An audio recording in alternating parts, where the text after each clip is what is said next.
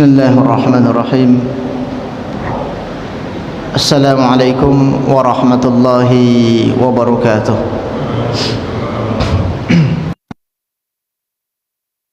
Alhamdulillah wa syukru lillahi wa salatu wassalamu ala rasulillah alladzi la nabiyya ba'dah, la hawla wa la quwwata illa billah. Allahumma la ilma lana إلا ما علمتنا إنك أنت العليم الحكيم.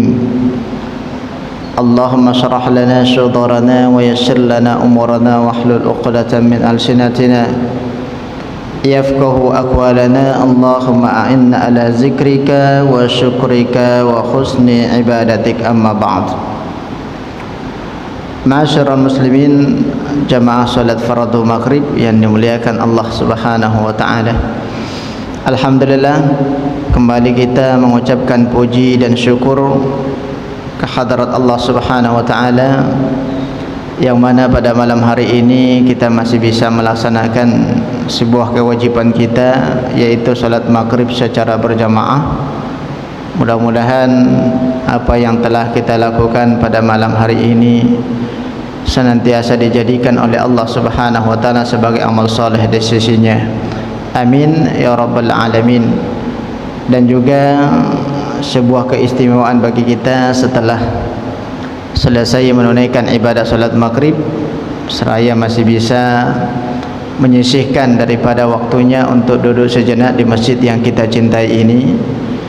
Mudah-mudahan kita mendapatkan manfaat ataupun keberkahan, begitu juga dengan keistimewaan seperti halnya yang disampaikan oleh Rasulullah sallallahu alaihi wasallam, man salaka tariqan yaltamisu fihi ilman sahhalallahu lahu tariqan ilal jannah. Barang siapa di antara umatku, kata Rasulullah, yang selalu melapangkan dan meluangkan waktunya untuk mendatangi sebuah majelis ilmu, kelak nanti pada hari kiamat, kata Rasulullah, Allah akan memudahkan langkahnya menuju surganya Allah Subhanahu wa taala. Kemudian salawat beriringkan salam senantiasa kita hadiahkan ke junjungan kita, uswatun hasanah kita, yaitu Rasulullah sallallahu alaihi wasallam, yang berlafazkan Allahumma shalli ala sayyidina Muhammad wa ala ali Muhammad. Assalamu alayka ya Rasulullah.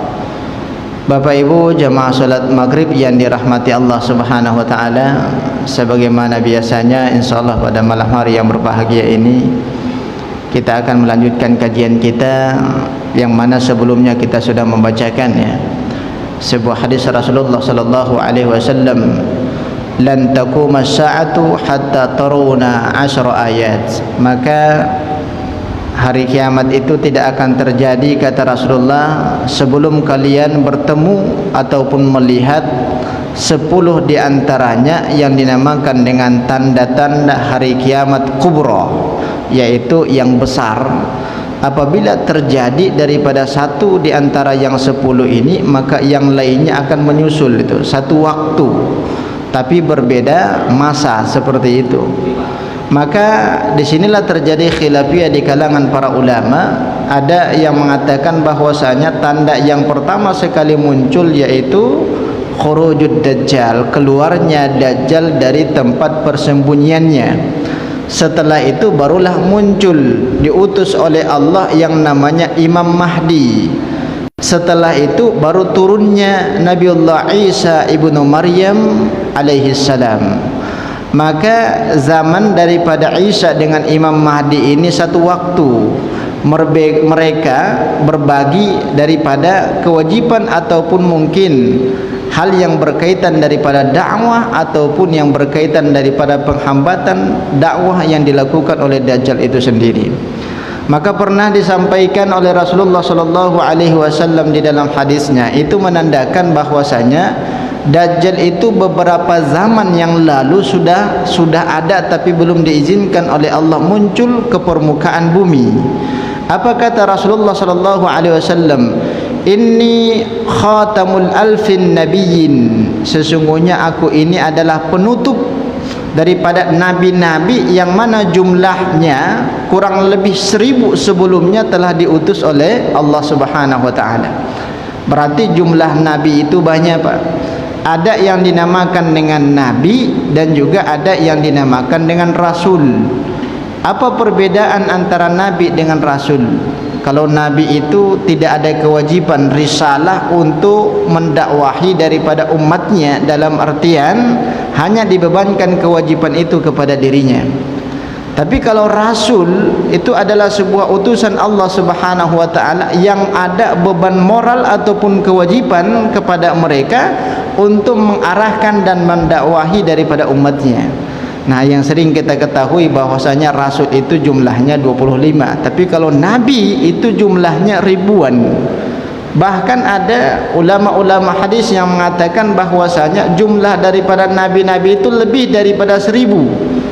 Salah satu contoh hadis seperti halnya yang disampaikan oleh Rasulullah sallallahu alaihi wasallam, ana khatamul anbiya, sesungguhnya aku ini adalah penutup daripada nabi-nabi. Maka setelah muncul daripada Rasulullah sallallahu alaihi wasallam tidak ada yang dinamakan nabi setelah itu. Kenapa nanti Nabiullah Isa alaihi salam diturunkan oleh Allah? Karena dulu di zaman Nabi Isa itu yang mana beliau itu pernah bermunajat dan memohon kepada Allah. Apa kata Nabi Isa? Ya Allah, ya Rabbana, wahai Tuhanku, kalau bolehlah meminta, kata Nabi Isa, jadikanlah aku bahagian daripada umatnya Rasulullah sallallahu alaihi wasallam. Maka dikabulkan oleh Allah. Ini agak sedikit panjang ceritanya yang berkaitan dengan Isa ibnu Maryam alaihi salam, yang mana diceritakan juga di dalam Al-Quran bahwasanya Nabiullah Isa ini secara ijma' di kalangan para ulama bal rafa'ahu Allahu alaihi, akan tetapi Allah mengangkat daripada Nabi Isa ini, kemudian ada masanya nanti diturunkan oleh Allah Subhanahu wa taala. Kapan itu? Itu satu zaman dengan munculnya Imam Al-Mahdi. Tapi Bapak Ibu yang dimuliakan Allah Subhanahu wa taala, maka yang kedua, yang mana sebelumnya juga sudah pernah kita jelaskan, ada 2 kota dan 4 masjid yang tidak bisa Dajjal ini memasukinya. Yang mana yang 2 kota ini, yang pertama adalah Makkah dan yang kedua adalah Madinah. Hanya 2 kota itu saja yang tidak sanggup daripada Dajjal memasuki daripada 2 kota ini. Kemudian ada 4 masjid diceritakan di dalam sebuah hadis Rasulullah sallallahu alaihi wasallam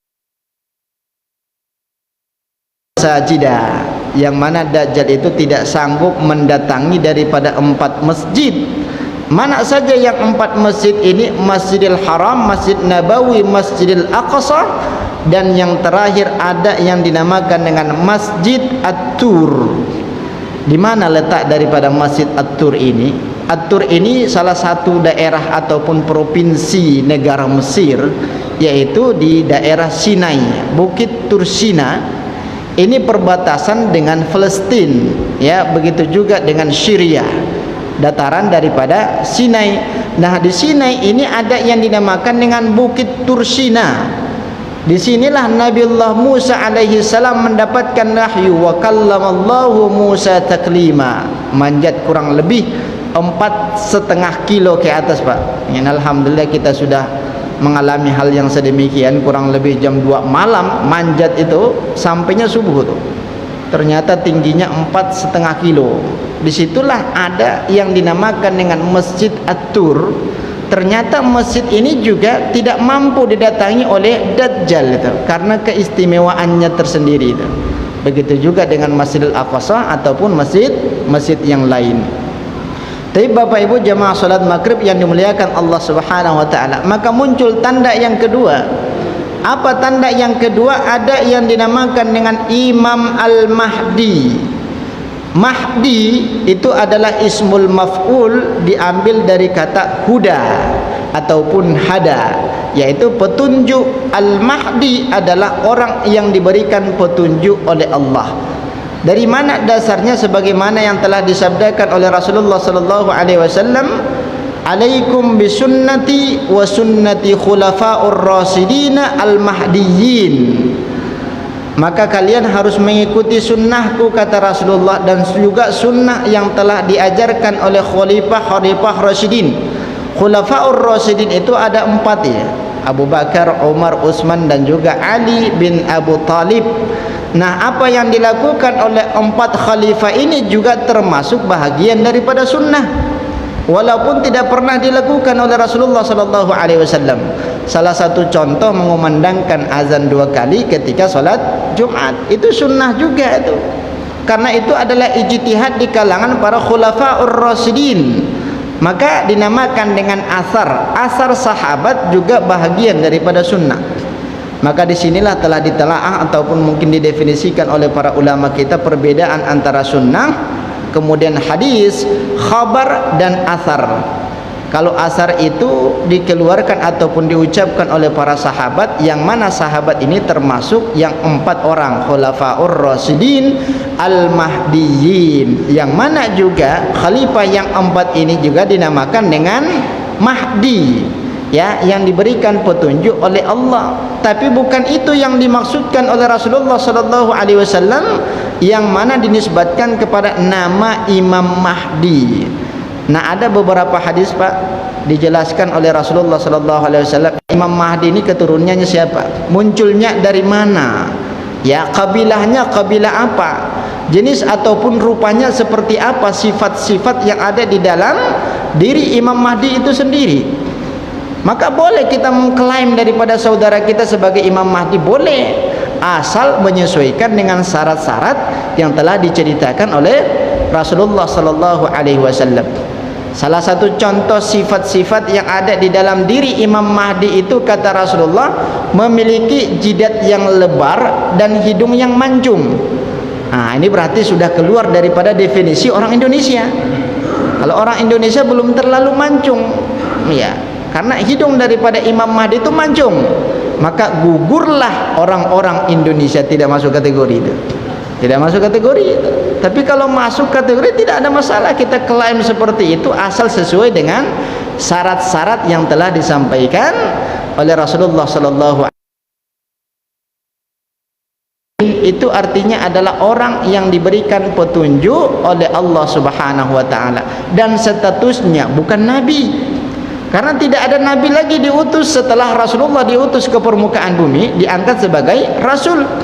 Maka ada sebuah faham yang sedikit keliru mengatakan Mahdi itu masuk ke dalam kategori nabi, kata dia. Ini pemahaman yang keliru, Pak. Padahal jelas kata Rasulullah, ana khatamul anbiya, sesungguhnya aku ini adalah penutup daripada para nabi itu. Apalagi mungkin ada di antara kita yang mengaku dirinya sebagai nabi. Ini masalah besar itu. Ya, masalah besar. Tapi Bapak Ibu yang dimuliakan Allah Subhanahu wa taala, maka Ibnu Qayyim al-Islami mengatakan bahwasanya hadis yatakallamu Imamul Mahdi yanqasimu ila arba'atu aqsam. Ada beberapa hadis yang mengklaim bahwasanya Imam Mahdi itu adalah bahagian daripada mereka. Berarti terbagi berapa bahagian? 4 bahagian. Yang pertama mengatakan seperti halnya yang disampaikan oleh Ibnu Qayyim, ar-ra'yul awal anna Imamul Mahdi hiya Isa ibnu Maryam. Ada hadis yang menceritakan tentang itu. Setelah ditakhrij, ternyata hadisnya masuk ke dalam kategori hadis gharib, ya, di bawah levelnya daripada hadis dhaif. Bahwasanya Imam Mahdi itu adalah Nabi Isa. Ini pandangan yang pertama, sekelompok orang yang mengatakan bahwasanya Imam Mahdi itu adalah Nabi Isa. Orangnya sama. Padahal kalau kita telusuri di dalam hadis-hadis sahih, Pak, itu berbeda orangnya. Imam Mahdi beda, kemudian Nabi Isa juga berbeda. Tapi mereka bertemu ini, yang 2 orang yang mulia ini, Nabi Isa dan juga Imam Mahdi. Maka gugur pendapat yang pertama, bukan dinisbatkan kepada ulama, tapi ada sebahagian orang, kata Ibnu Qayyim, yang mengeluarkan statement bahwasanya Nabi Isa itu adalah Imam Mahdi. Ini bisa dibantahkan dengan hadis-hadis sahih. Karena Pak, kalau kita telusuri hadis yang menceritakan tentang Imam Mahdi itu hampir 30 hadis. khusus menceritakan tentang Imam Mahdi. Nah, yang hampir jumlahnya 30 hadis itu ada yang dinamakan dengan hadis sahih derajatnya, ada yang dinamakan dengan hadis hasan, dan bahkan ada yang dinamakan dengan hadis maudhu'. Apa itu hadis maudhu'?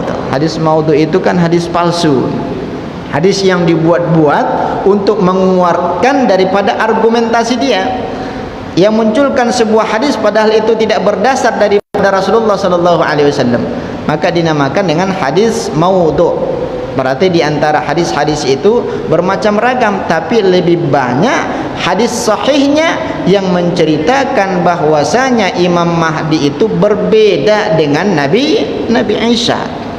Karena Nabi Isa itu diangkat ke langit oleh Allah suatu saat nanti diturunkan, sedangkan Imam Mahdi terlahir dari rahim seorang ibu setelah zamannya Rasulullah sallallahu alaihi wasallam. Kemudian pendapat yang kedua mengatakan bahwasanya Al-Imamul Mahdi raisum min zamani Ibnu Abbas, yang mana Imam Mahdi itu sudah terlahir katanya. Kapan terlahir? Di masa kekhalifahan daripada Abbasiyah. Abbasiyah ini setelah periode daripada Muawiyah. Muawiyah kurang lebih ada 9 keturunan diambil alih daripada Mamluk kerajaan oleh mereka, barulah berpindah kepada keturunan Ibnu Abbas, dinamakan dengan Abbasiyah. Yang mana di zaman Abbasiyah itu ibu kota daripada kekhalifahan itu dipindahkan dari Damaskus ke Baghdad. Ketika itu kan umat Islam sudah sampai ke Persia, Pak. Persia itu sudah seberang ke Spanyol. Itu di zamannya Abbasiyah. Dan disitulah mereka mengatakan bahwasanya Imam Mahdi itu sudah muncul di zamannya daripada Abbasiyah itu sendiri itu. Dan Abbasiyah ini secara hakikatnya tidak termasuk bahagian daripada khalifah, walaupun banyak menisbatkan bahwasanya mereka itu juga khalifah. Apa kata Rasulullah sallallahu alaihi wasallam kalau tidak salah di hadis yang lain disampaikan oleh Nabi, sesungguhnya masa kekhalifahan itu kurang lebih 40 tahunan. Setelah itu dinamakan dengan Mamluk. Apa itu Mamluk? Kerajaan-kerajaan. Berarti kalau kita hitung di zamannya Abu Bakar ditambah zaman Umar ditambah zaman Utsman kemudian ditutup dengan Ali bin Abu Thalib, itu kurang lebih 40 tahun. Maka setelah itu kata Rasulullah tidak dinisbatkan kepada kekhalifahan.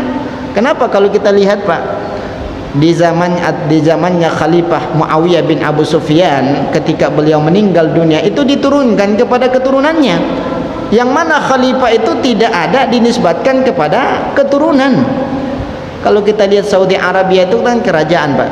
Sistem pemerintahannya itu mamlakah, kerajaan Saudi Arabia. Ketika meninggal ayahnya, yang menjadi raja adalah anaknya. Kalau khalifah itu dibaiat. Bagaimana cara membaiat? Baiat itu tidak ada pilkada, tidak ada. Yang namanya baiat itu kita di masjid ini sepakat dijadikan sebagai khalifah Ustadz Ali, seperti itu kita sepakat. Itu namanya baiat, tanpa ada kampanye, ya, tanpa ada mungkin tebar pesona ataupun yang lainnya, tidak ada. Itu dinamakan dengan baiat. Nah, yang dialami oleh Abu Bakar dibaiat oleh para sahabat ketika itu. Meninggal Abu Bakar, kemudian dilanjutkan kekhalifahan oleh Umar bin Khattab, juga dibaiat. Begitu juga dengan Utsman dan juga Ali bin Abu Thalib. Di masa Ali bin Abu Thalib lah muncul sebuah perpecahan untuk pengambil alihan daripada kekhalifahan oleh siapa? Oleh Muawiyah bin Abu Sufyan. Terjadi pertikaian dinamakan dengan perang Jamal di situ. Ada perang Siffin dan juga perang-perang yang lainnya. Inilah yang dinamakan bahwasanya jabatan itu adalah fitnah, Pak. Jangankan zaman kita pada saat ini, dulu di zaman para tabi'in, para sahabat juga sudah terjadi pertikaian dikarenakan jabatan, dikarenakan kekhalifahan ataupun yang lainnya. Karena iblis itu tidak tinggal diam, dia tidak akan tinggal diam. Dia sudah berjanji kepada Allah akan mencari sebanyak mungkin teman-temannya akan dimasukkan ke dalam api neraka.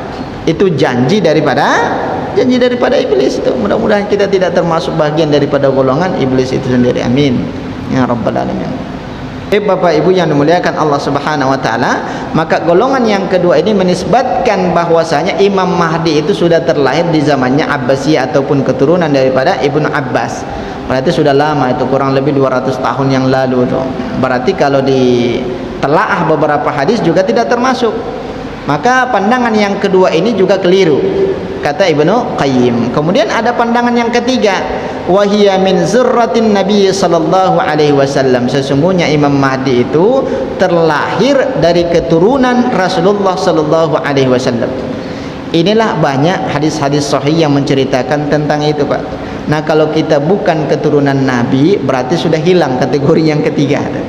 Jangan berharap lagi kita adalah bagian daripada Imam Mahdi, karena bukan bagian daripada keturunan Rasulullah. Kalau memang tidak keturunan daripada Rasulullah, Pak, jangan dicari silsilah sampai ke atas. Kenapa? Khawatir munculnya di Abu Jahal. Itu kekhawatiran kita tuh. Kalau bisa jangan. Nah, mana tahu ternyata keturunannya kok dari pamannya, kan seperti itu.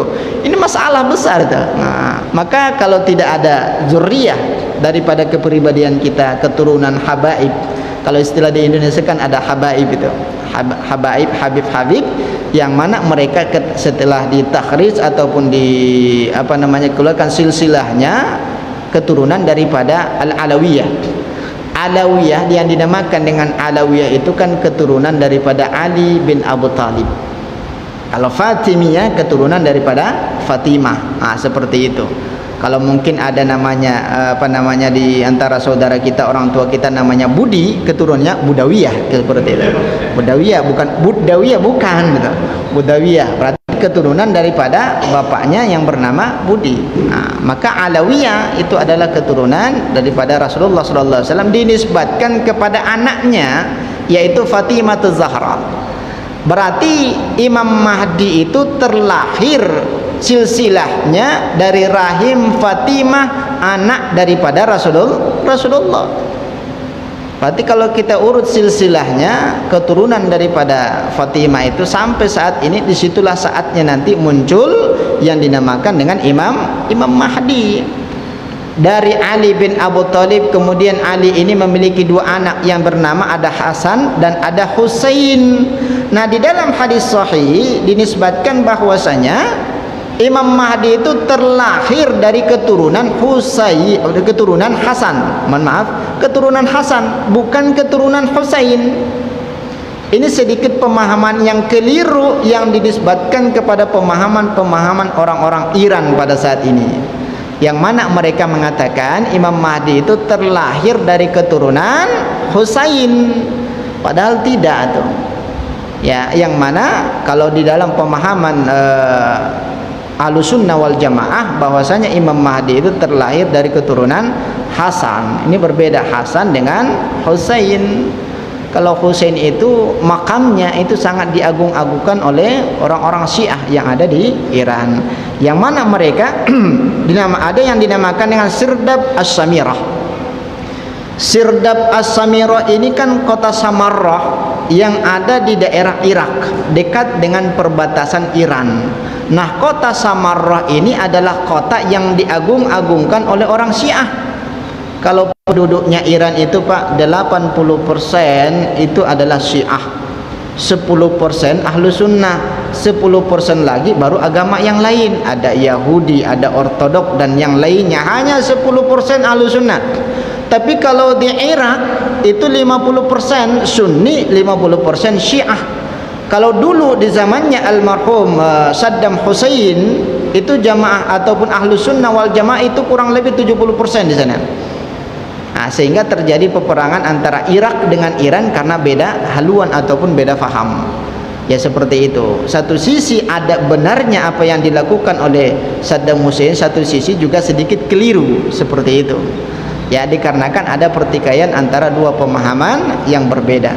Nah, Samarrah ini adalah sebuah kota yang diyakini oleh orang Syiah bahwasanya Imam Mahdi nanti munculnya dari sana.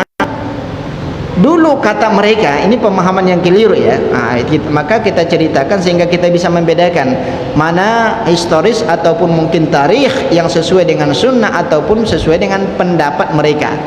Seperti itu. Nah, kota Samarrah ini 500 tahun yang lalu mereka meyakini Imam Mahdi sudah terlahir. Di masa remajanya Imam Mahdi itu masuk kota Samarrah, kemudian menghilang, tidak muncul sampai saat ini, tidak muncul lagi. Nanti suatu saat akan muncul tapi tidak berbentuk jasad. Kata pemahaman siapa? Kata orang Syiah itu. Maka setiap orang Syiah Pak berangkat dari Iran ke Irak ke kota Samarrah, mereka memanggil, wahai tuan kami, wahai imam kami, muncullah dikau, pimpinlah peperangan mengatasnamakan agama Islam, kata mereka. Tapi tidak ada jawaban atas teriakan mereka itu. Tidak ada jawaban. Itu yang mereka lakukan setiap mendatangi kota Samarrah. Ada sebuah tempat yang diyakini tempat persembunyian Imam Mahdi. Mereka melakukan sebuah panggilan di sana. Tapi sudah berpuluh-puluh tahun tidak dijawab panggilannya. Tapi mereka tetap mempertahankan hal yang sedemikian. Dari situlah dasarnya orang-orang Syiah ini meyakini pemahaman mereka lah yang lebih betul, lebih benar daripada ahlu sunnah wal jamaah. Nah, kalau Syiah Rafidhah ini sudah disimpulkan ataupun pendapat di kalangan para jumhur ulama, pemahaman yang sesat itu. Syiah Rafidhah itu pemahaman yang sesat. Kenapa pemahaman yang sesat? Setiap kali sholat Pak, imam mereka setiap kali sholat mengangkat kedua tangannya, apa kata mereka? Ya Allah, berikanlah azab kepada Abu Bakar, berikanlah azab kepada Umar, Utsman dan juga Ali. Kecuali Ali, mohon maaf, kecuali Ali, karena Ali itu adalah bagian daripada yang mereka yakini itu. Ya Allahumma la'nata, atina la'nata ila Abu Bakar wa Umar wa Utsman. Ini luar biasa doa daripada imam-imam mereka, padahal Khalifah Ar-Rasyidin ini sudah dijamin oleh Rasulullah masuk ke dalam surga, tapi mereka masih mendoakan agar didaknat itu. Apakah bukan pemahaman yang keliru seperti itu? Itu pemahaman yang sesat itu. Syiah Rafidhah itu adalah pemahaman yang sesat. Dari dulu kata Rasulullah, Syiah disampaikan oleh para ulama-ulama kita, Syiah ini berkolaborasi dengan orang-orang Yahudi, Pak. Ya, kalau kita lihat di media ada pertikaian di antara mereka, wallahu alam itu. Apakah itu hanya sebatas sandiwara ataupun seperti apa, wallahu alam. Karena dari dulu mereka berkolaborasi untuk menghancurkan daripada ahlu sunnah wal jamaah. Nah, kalau kita telusuri di dalam beberapa sejarah-sejarah Islam itu sendiri, tarikh tasri ataupun tarikhul Islam. Tapi Bapak Ibu yang dimuliakan Allah, nah pandangan yang keempat itu juga menyalahi daripada beberapa hadis sahih yang telah disampaikan oleh Rasulullah sallallahu alaihi wasallam. Kemudian permasalahan yang kedua adalah terkait daripada tempat munculnya daripada Imam Mahdi itu dari mana. Ini sebuah pertanyaan bagi kita, karena kalau ditelusuri Pak, tidak ada satu hadis pun yang menceritakan pasti bahwasanya Imam Mahdi itu terlahir dari daerah ini, dari keturunan ini, tidak. Tapi secara umum, apa kata Rasulullah sallallahu alaihi wasallam, yang mana nanti Imam Mahdi itu akan terlahir di daerah timur. Kalau di daerah timur itu kan mengarah kepada Khurasan. Khurasan ini sudah pernah kita jelaskan pertemuan yang lalu. Khurasan itu pada saat ini ada 4 negara, Pak. Yang pertama adalah Afghanistan, yang kedua adalah Tajikistan, yang ketiga adalah Turkmenistan, dan yang keempat adalah Uzbekistan. Ini daerah Khurasan.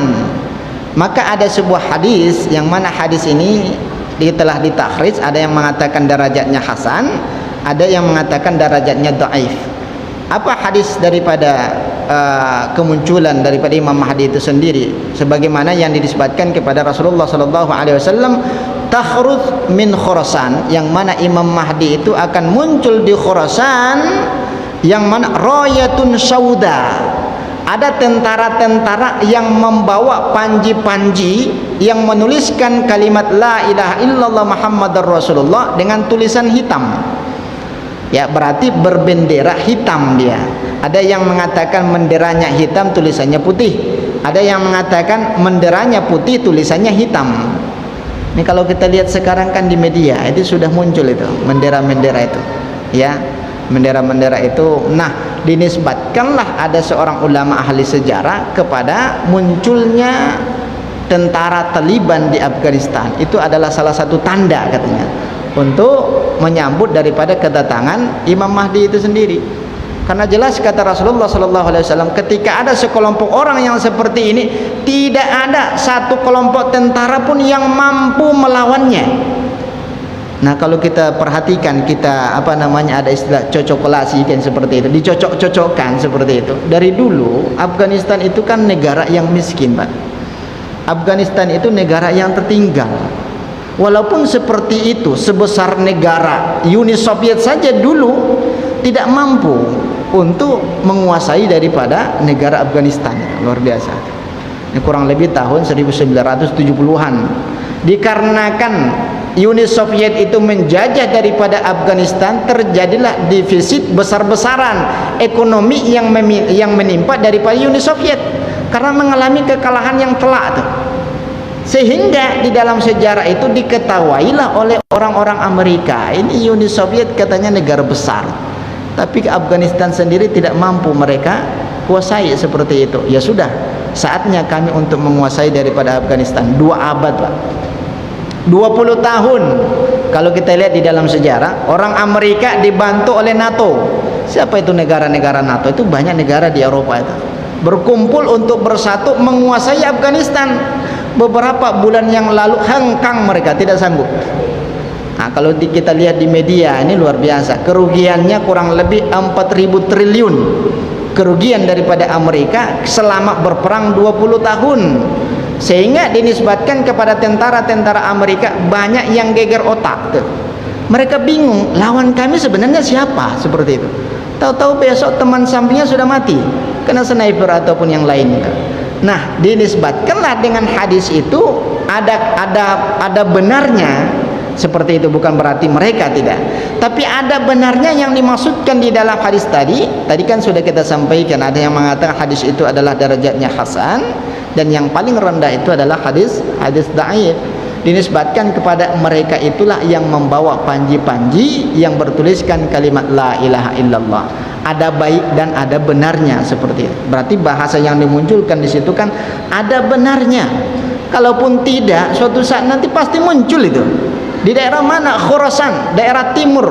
Itu yang disampaikan oleh Rasulullah SAW di dalam hadis sahihnya, akan muncul yang mana nanti di hari kiamat, kata Rasulullah SAW, la tazalu min ummati ta'ifatun, akan muncul suatu saat nanti yang mana tidak akan terjadi hari kiamat sebelum muncul seorang orang yang saleh bernama Imam Mahdi, yang mana Imam Mahdi sama dengan namaku, sama nama orang tua kami, kata Rasulullah.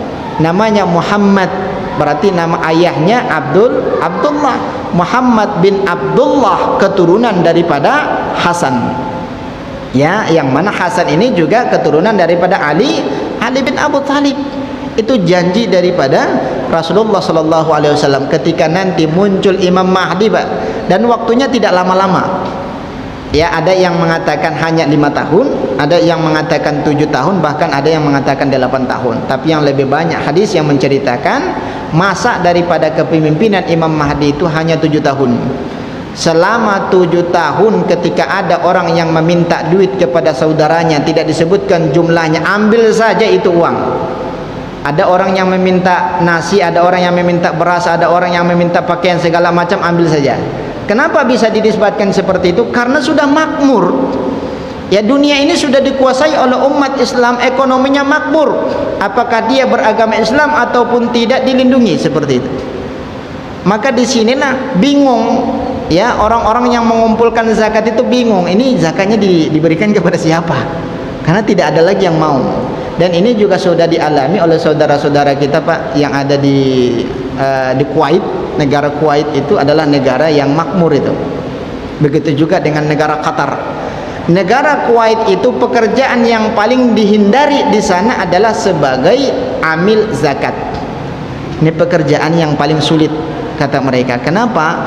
Karena tidak ada yang mau menerima zakatnya. Setiap tahun terkumpul zakat, setiap tahun terkumpul zakat, bingung dia. Ambil zakat bingung, ini harta dikasih ke siapa? Didatangi rumah-rumah, ditanya mereka, itu uang apa? Ini uang zakat. Tidak, kami bukan bahagian daripada asnaf, berikan saja kepada yang lain. Maka pekerjaan yang paling sulit di sana adalah amil zakat. Berbeda halnya di Indonesia, Pak. Mohon maaf ini. Kalau di Indonesia berebut untuk dijadikan sebagai amil, terkhusus menjelang bulan Ramadan ataupun Idul Fitri itu. Nah, sebenarnya kalau tidak ada legalitas daripada badan amil zakat yang resmi, mereka tidak dinisbatkan kepada amil, tapi dinisbatkan kepada pembantu menyelesaikan pekerjaan amil zakat. Nah, kalau kita mau dijadikan sebagai amil harus ada legalitas ya yang ditunjuk oleh Basnas, namanya UPZ, Unit Pengumpulan Zakat di Masjid As-Sakinah, ketuanya Ustadz Sifulan seperti itu. Berarti resmi dia. Ya, bukan muncul begitu saja. Ya, di masjid-masjid yang lain saya yakin tidak seperti masjid yang ujung sana seperti itu, bukan di ujung di bawah situ ya, ujung sana dia. Ya, banyak muncul hal yang sedemikian itu. Tapi kalau di Kuwait luar biasa, Pak. Sehingga zakat yang ada di Kuwait itu dikumpulkan, dikirim kemana? Dikirim ke Mesir. Inilah potensi mendapatkan beasiswa mahasiswa Al-Azhar tuh. Yang mana zakat daripada Kuwait itu tidak diberikan kepada Saudi Arabia. Kenapa? Karena Saudi Arabia juga negara kaya. Ngapain kami minta mengambil zakat kalian? Kami juga punya zakat, kata dia. Yang negara kategorinya miskin itu negara Mesir. Itu miskin dia. Tapi dikarenakan bantuan dari negara yang lain untuk banyak muslimin di sana luar biasa. Muslimin di Timur Tengah itu luar biasa, Pak. Ada orang bertemu kita, cerita daripada sahabat yang lain untuk membangun masjid. Apa kata dia? Saya nak membangun itu masjid tapi dengan satu syarat, kata dia. Jangan digabungkan dengan uang orang lain. Murni saya, kata dia. Jadi itu barang 5 miliar, 10 miliar jadi. Tapi orang yang seperti ini jarang kita dapatkan aksesnya, Pak. Kalau mudah kita dapatkan aksesnya mungkin sudah dari dulu jadi menara kita sampingnya. Tapi nggak dapat. Nah, akses seperti itu nggak dapat. Ini kebiasaan daripada muhsinin yang ada di sana. Nah, kembali kepada pembahasan tadi bahwasanya Imam Mahdi itu munculnya di daerah timur, yaitu daerah Khurasan. Ya, seperti itu. Kalau saya juga ada benarnya juga itu, ada benarnya. Kok tidak bisa dikalahkan itu? Dulu juga kalau kita lihat di dalam riwayat sejarah bahwasanya Afghanistan itu juga pernah dijajah oleh Inggris, tapi tidak sanggup mereka. Ya, orang Inggris itu agak sedikit manjat, tidak sanggup manjat tebing. Kan Afghanistan itu tebing-tebing semua, batu-batuan ataupun yang lain, hanya sedikit daerah dataran rendah seperti itu. Tapi Bapak Ibu hadirin wal hadirat jamaah salat maghrib yang dimuliakan Allah Subhanahu wa taala, tadi sudah jelas bahwasanya Imam Mahdi itu muncul dari keturunan Rasulullah sallallahu alaihi wasallam yang sifatnya hampir menyamai, berarti termasuk kategori habaib beliau ini, ya keturunan daripada Rasulullah sallallahu alaihi wasallam. Tapi wallahu a'lam bishawab. Mungkin ada beberapa hal yang perlu kita diskusikan, silakan.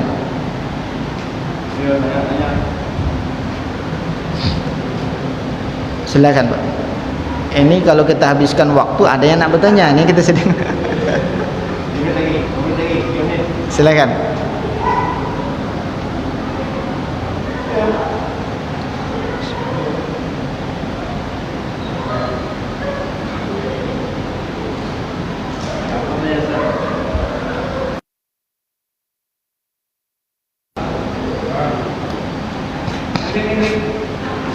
Silakan Ustaz Ali, ada yang nak ditambah?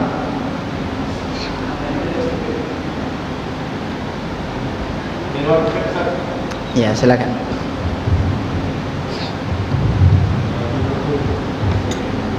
Bismillahirrahmanirrahim. Assalamualaikum warahmatullahi wabarakatuh. Saya mau tanya di luar topik yang kita bahas.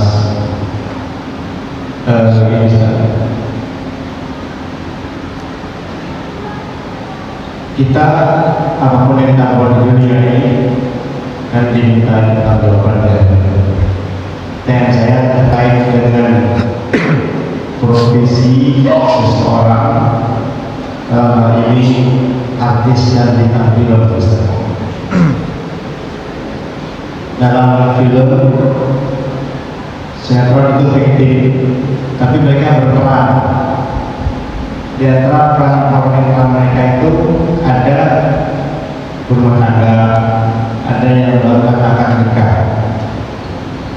Tanya saya, apakah semua peran yang mereka peran di dalam sebuah cerita itu nanti akan ditanggung karena kan nikah itu kan ada akadnya dalam film itu.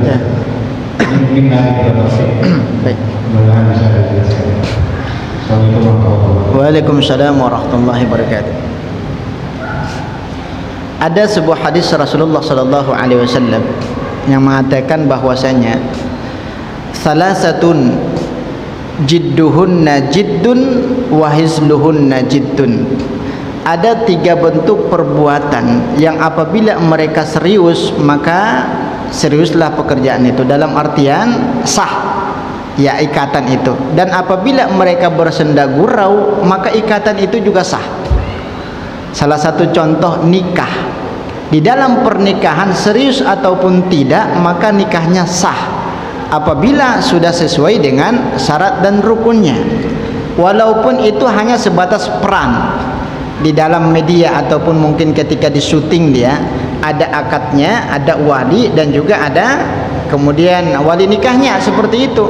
Setelah diterima kabulnya, ijab kabulnya, maka sah beliau itu adalah sebagai suami istri itu. Maka tidak boleh bermain-main di dalam pernikahan. Yang pertama adalah pernikahan, yang kedua adalah perceraian, dan yang ketiga adalah rujuk. Nah, perceraian juga seperti itu, tidak boleh kita bermain-main itu.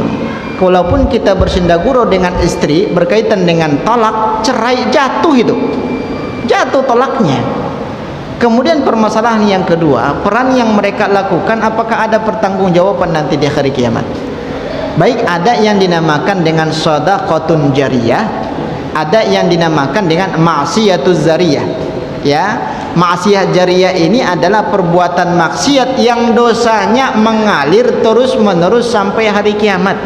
Selagi ada orang yang menonton adegan mereka, yang mana adegan itu di luar daripada tuntunan ajaran Islam, mungkin berpelukan ataupun lebih daripada itu, kalau tidak ada lagi yang menonton tidak bertambah dosanya.